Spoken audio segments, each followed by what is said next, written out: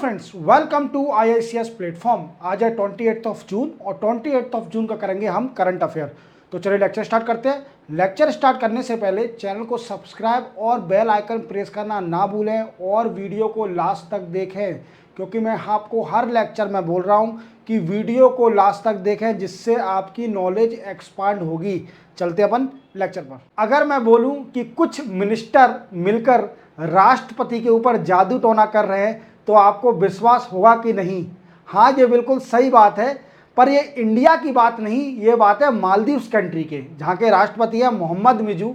और मैंने बताया था जैसे पूरे लेक्चर में ये प्रो चाइनीज़ हैं और इनके ऊपर कुछ मिनिस्टर, दो मिनिस्टर जो हैं वो इनके ऊपर जादू टोना कर रहे थे, ब्लैक मैजिक कर रहे थे, जो कि अरेस्ट हो चुके हैं over the charge of black magic. और इन्हों का नाम क्या था इन मिनिस्टरों का? शहबाज सलीम, जो minister of state in environment ministry में हैं, और दूसरे इनके जो एक्स हस्बैंड हैं उनका नाम है एडम रमीज़। ये दोनों मिलकर मोहम्मद मिजू, जो कि राष्ट्रपति है मालदीव्स के, उनके ऊपर जादू टोना कर रहे थे। तो सुन के बड़ा अजीब लगा होगा आपको। चलिए अपन पढ़ते हैं पहले न्यूज़ पर। फर्स्ट न्यूज़ है इंडियन पब्लिक हेल्थ स्टैंडर्ड। अब ये क्या होता है? देखो, आप जैसा जानते हो कि हमारे इंडिया में क्या है, कुछ स्टैंडर्ड डिसाइड करके रखे हैं। क्या स्टैंडर्ड डिसाइड करके रखे हैं? क्यों स्टैंडर्ड डिसाइड करके रखे हैं? देखो, ये स्टैंडर्ड क्या है, इस स्टैंडर्ड से ये पता किया जाएगा कि जो प्राइमरी हेल्थ सेंटर है और जो कम्युनिटी हेल्थ सेंटर है और कौन सा पब्लिक हेल्थ सेंटर है, जो प्राइमरी हेल्थ सेंटर है और हेल्थ एंड वेलनेस सेंटर है, क्या है। जैसे मैंने आपको बताया था कि गवर्नमेंट की स्कीम आई थी आयुष्मान भारत योजना, क्लियर। अब इसमें क्या था दोस्तों, तो इसके अंदर हेल्थ एंड वेलनेस सेंटर बनने थे कई सारे। क्या बनने थे? Health and wellness centre, clear. अब इसका नाम चेंज कर दिया है, फॉर योर इंफॉर्मेशन, इसका नाम चेंज कर दिया है और इसका नाम कर दिया है आयुष्मान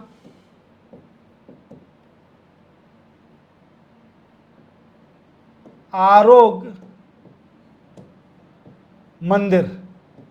देख रहे हो, ये मंदिर वर्ड के कारण कई सारी कंट्रोवर्सी भी हुई थी कि आपने हेल्थ एंड वेलनेस के सेंटर का नाम चेंज करके ऐसा नाम रखा जिसमें एक वर्ड आ रहा है मंदिर, और मंदिर वर्ड रिलेट करता है हिंदू रिलीजन को।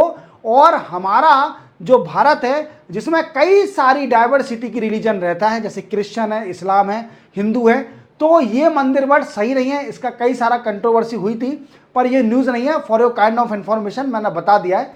अब देखो क्या है, ये से जो भी primary health centre, community health center और टर्सरी हेल्थ सेक्टर और ये अपने आयुष्मान आरोग्य मंदिर, इनका एक स्टैंडर्ड डिसाइड करके रखा है सरकार ने कि इनकी फैसिलिटी को चेक करने के लिए, व्हाट आई मीन्स, ये प्रॉपर काम कर रहे हैं कि नहीं कर रहे, इसका चेक करने के लिए सरकार ने कुछ स्टैंडर्ड डिसाइड करके रखे हैं।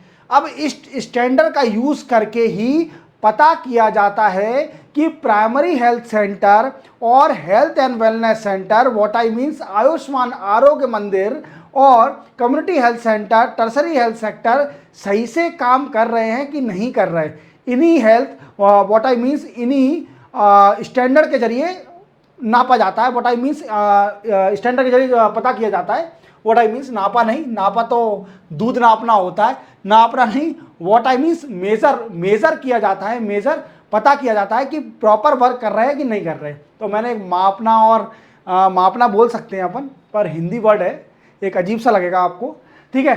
तो स्टैंडर्ड डिसाइड, कौन कौन से स्टैंडर्ड डिसाइड करके रखे हैं? तो देखो, सबसे पहले एक चेक करेंगे कि आपकी हेल्थ सेक्टर में सर्विसेज अच्छी दे रहे हैं, सर्विसेज अच्छी मिल रही है कि नहीं मिल रही। अगर नहीं मिल रही तो उसकी वैल्यू कम हो जाएगी, समझ में आ रहा है। दूसरा चेक करा जाएगा अकाउंटेबिलिटी। क्या चेक करा जाएगा? अकाउंटेबिलिटी मीन्स जवाबदेही है कि नहीं है। वहाँ पर जो पेशेंट आ रहे हैं उनसे डॉक्टर पूछ रहा है डॉक्टरों से पूछ रहे हैं कि डॉक्टर साहब हमको ये सिम्टम आ रहे हैं, ये बीमारी हो रही है, क्या आप इसका कुछ इलाज बताओगे? तो डॉक्टर आपको छूटते ही गाली नहीं दे रहा, आपको इलाज बता रहा है। अगर आपसे गंदे तरीके से बात कर रहा है तो उसकी वैल्यू कम हो जाएगी स्टैंडर्ड में, वो भी एक अकाउंटेबिलिटी में नहीं है, जवाबदेही मतलब है क्या, पेशेंट को अच्छे ट्रीट करा जा रहा है। तीसरा है ड्रग्स, हॉस्पिटल या सेंटर में ड्रग्स अवेलेबल हैं कि नहीं है। नेक्स्ट है diagnosis, clear, diagnosis. Then after equipment,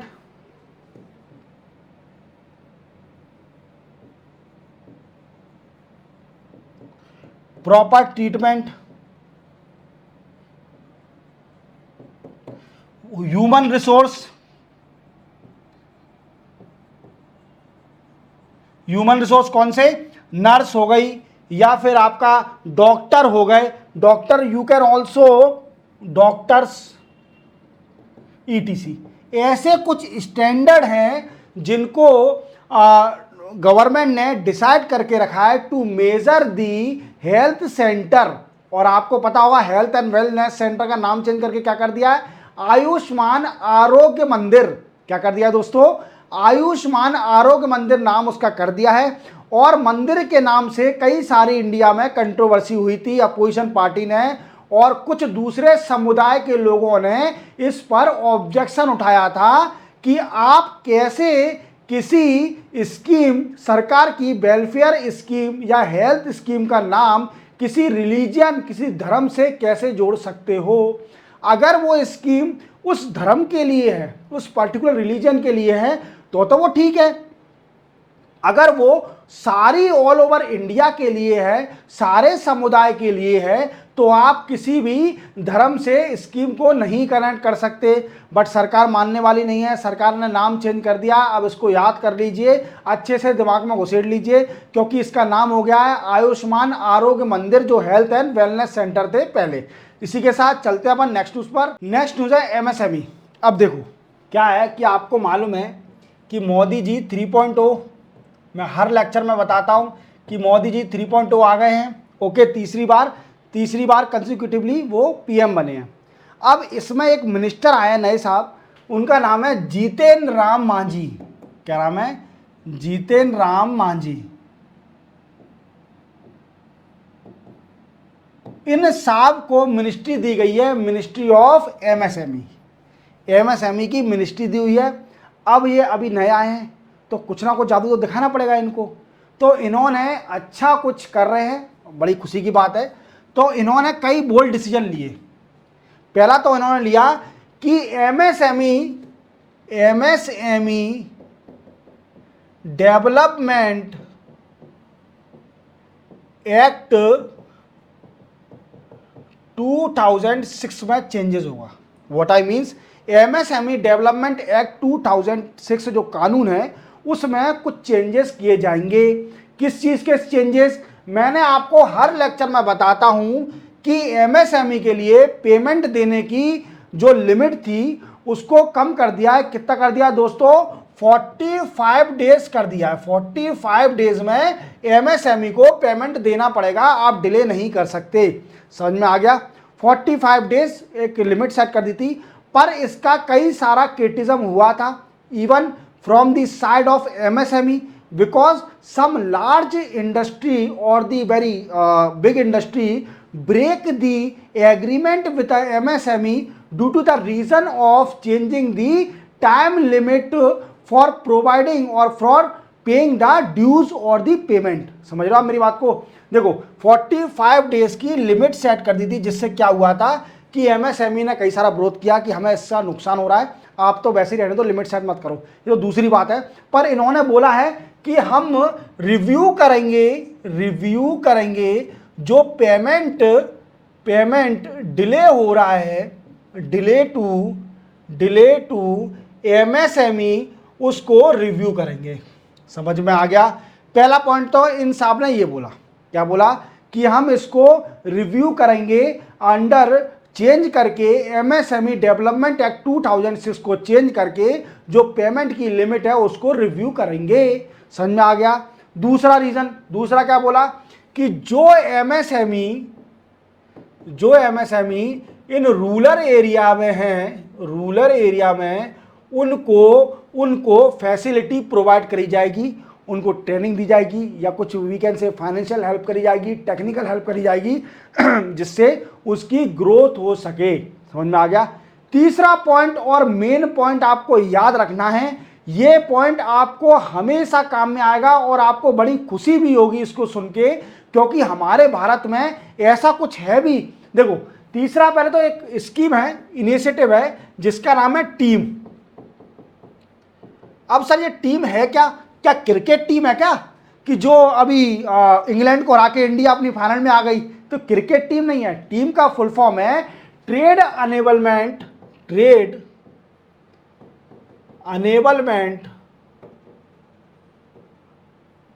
and marketing. अरे सर, हम तो इंडियन क्रिकेट टीम समझ रहे थे, आपने तो कुछ और चेंजेस कर दिए। देखो, ट्रेड अनेबलमेंट एंड मार्केटिंग होता क्या है? सबसे बड़ा क्वेश्चन बनता है कि ट्रेड अनेबलमेंट और मार्केटिंग होता क्या है। ये देखो, एमएसएमई जो मिनिस्ट्री है उसका ये इनिशिएटिव है ट्रेड अनेबलमेंट एंड मार्केटिंग। इसमें क्या करेगी कि एमएसएमई जो 5 लाख एमएसएमई है उसको जोड़ दिया जाएगा ओएनडीसी में। ओएनडीसी, अरे नई चीजें बता रहे हो सर आप। ओएनडीसी क्या है? ओएनडीसी क्या है? अब देखो, ओएनडीसी को समझने के लिए अपन को अच्छे से समझना पड़ेगा, अपना दिमाग खोल लीजिए। ओएनडीसी एक इतनी अच्छी स्कीम है सरकार की, जिसमें आप सुनकर बड़ी खुशी होगी, और इसका मैं फुल फॉर्म बता देता हूं। Open online we can say open networking for digital commerce. Open networking for digital commerce. अब देखो, ओएनडीसी होता क्या है।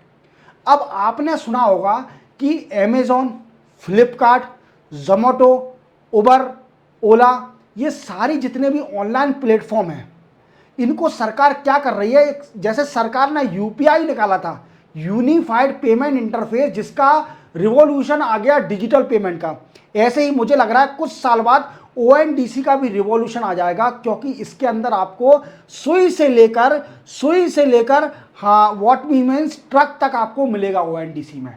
मैंने क्या बोला कि ओएनडीसी के अंदर जितने भी आपको प्रोडक्ट अमेजॉन, फ्लिपकार्ट, और उसमें जो नहीं मिलता वो तो मिलेगा ही मिलेगा, पर जो चीज़ नहीं मिलती है वो भी ओएनडीसी में मिलेगी आपको।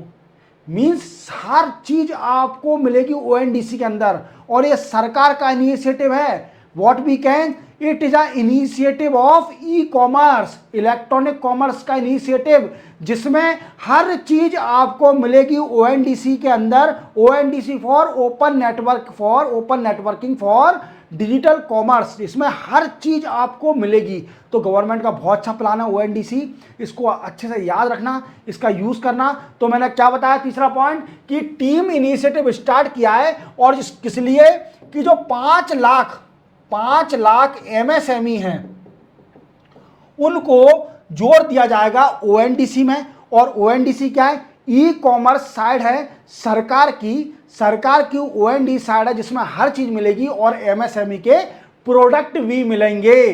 तो फायदा किसको होगा? एमएसएमई को फायदा होगा, एमएसएमई को फायदा होगा। समझ में आ गया। और दूसरा पॉइंट, नेक्स्ट पॉइंट साहब ने क्या बोला?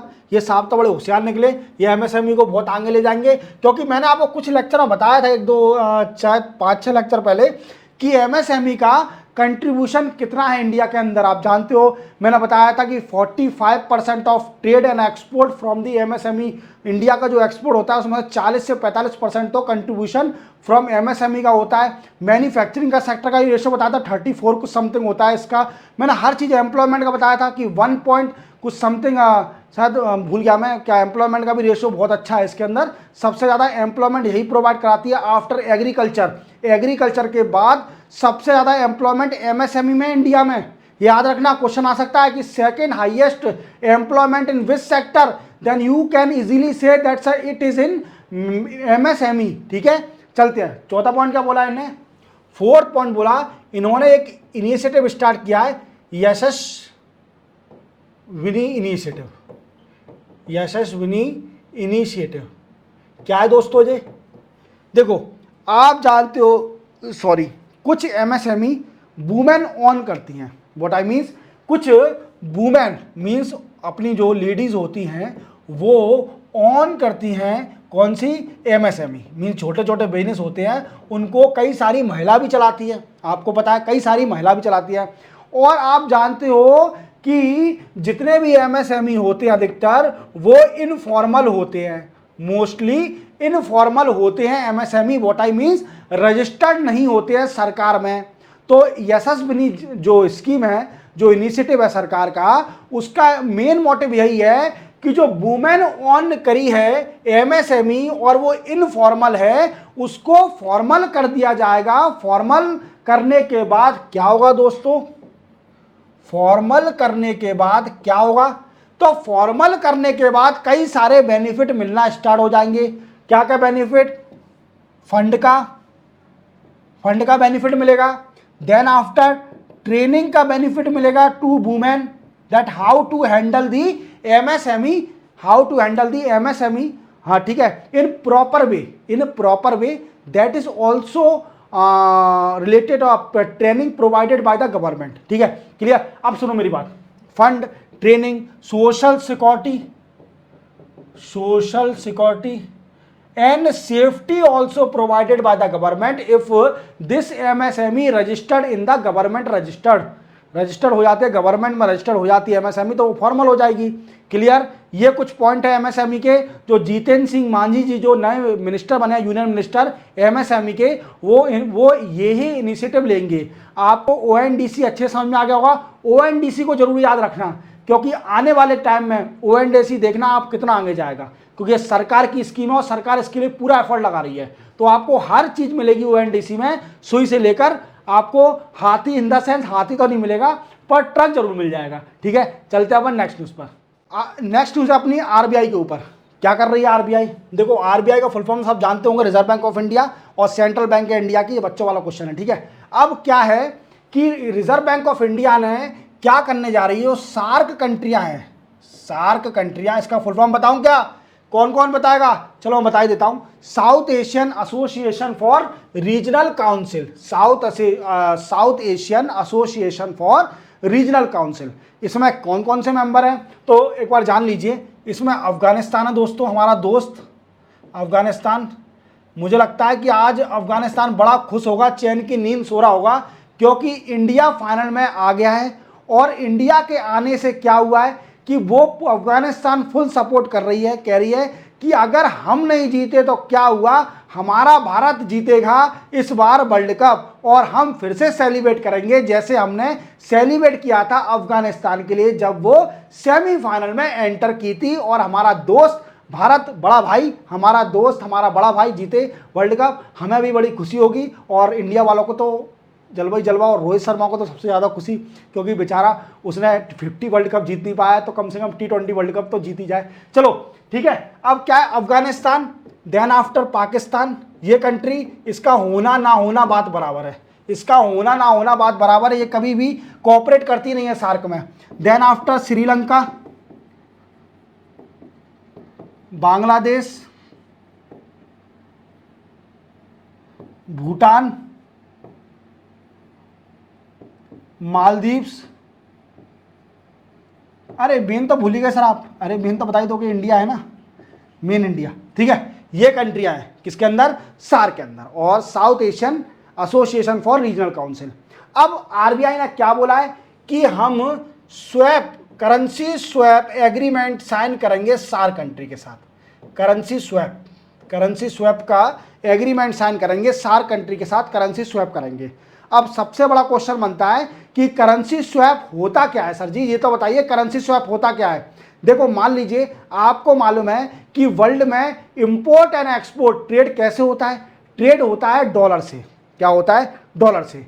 अगर मान लीजिए किसी कंट्री ने डील साइन कर ली कि अपन लोकल करेंसी में ट्रेड करेंगे, क्या करेंगे, लोकल करेंसी में ट्रेड करेंगे, तो उसका बेनिफिट क्या होगा कि वो, जैसे श्रीलंका ने इंडिया के साथ करेंसी स्वैप एग्रीमेंट साइन कर लिया, तो वो श्रीलंकन देगी यहाँ पर, या फिर इंडियन रुपीज़ वहाँ जाएगा, या इंडियन रुपीज़ इधर आएगा, वो करेंसी स्वैप होगा दोनों में। मतलब वो अपनी करेंसी में माल खरीद सकती है इंडिया से, उसकी जितनी वैल्यू होगी उस वैल्यू में जितना माल आएगा उतना माल उसको खरीदेगा।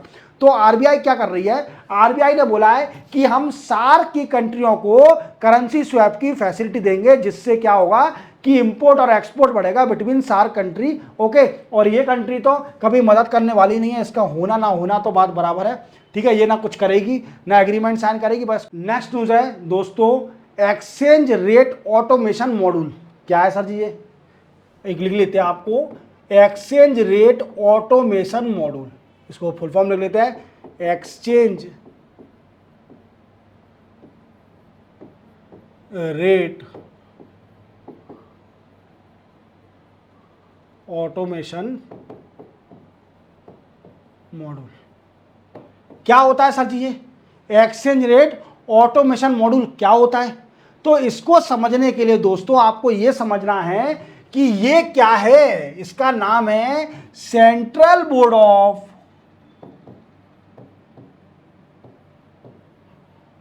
Indirect tax and custom. दोस्तों इसी ने स्टार्ट करा है इसको, ERAM को, means exchange rate automation module को इसी ने स्टार्ट किया है। और ये क्या करेगा, ये स्कीम, ये इनिशिएटिव क्या है कि 22 कंट्री मींस 22 कंट्रीज की एक्सचेंज रेट ऑनलाइन देख सकेंगे। कौन कौन देख सकेंगे? जो लोग इंपोर्ट और एक्सपोर्ट में बिजनेस में इन्वॉल्व हैं वो लोग क्या कर सकते हैं, 22 कंट्री के करेंसी के एक्सचेंज रेट देख सकते हैं। जिससे क्या बेनिफिट होगा, इससे बेनिफिट ये होगा कि वो इंपोर्ट और एक्सपोर्ट पूरी तरीके से अच्छे से कर पाएंगे, उनको कोई पागल नहीं बना पाएगा। व्हाट आई मीन्स, वो उतना ही माल ले पाएंगे जितना जो रेट चल रही है, जिस भी एक्सचेंज रेट की, आप समझ रहे होंगे। अगर डॉलर की प्राइस बढ़ जाती है तो कुछ कम सामान आएगा, ठीक है। अगर डॉलर की प्राइस रिड्यूस हो जाती है तो वो ज़्यादा सामान आएगा। तो मतलब इंपोर्ट एक्सपोर्ट प्रॉपर तरीके से हो सके, ये स्कीम है, याद रखना है इसको, बस स्कीम का नाम याद रखना, exchange rate automation module, ERAM है, ठीक है। CBIC ने स्टार्ट करी है, central board of indirect tax and custom ने। और इसमें 22 कंट्री की exchange rate we can say that's जो एक्सपोर्टर इंपोर्टर है वो देख सकेगा, ठीक है। इसी के साथ 28 जून के करंट अफेयर कंप्लीट होते हैं। चैनल को सब्सक्राइब और बेल आइकन प्रेस करना ना भूलें। मिलते हैं हम कल 29 जून के नए करंट अफेयर के साथ, तब तक के लिए जय हिंद।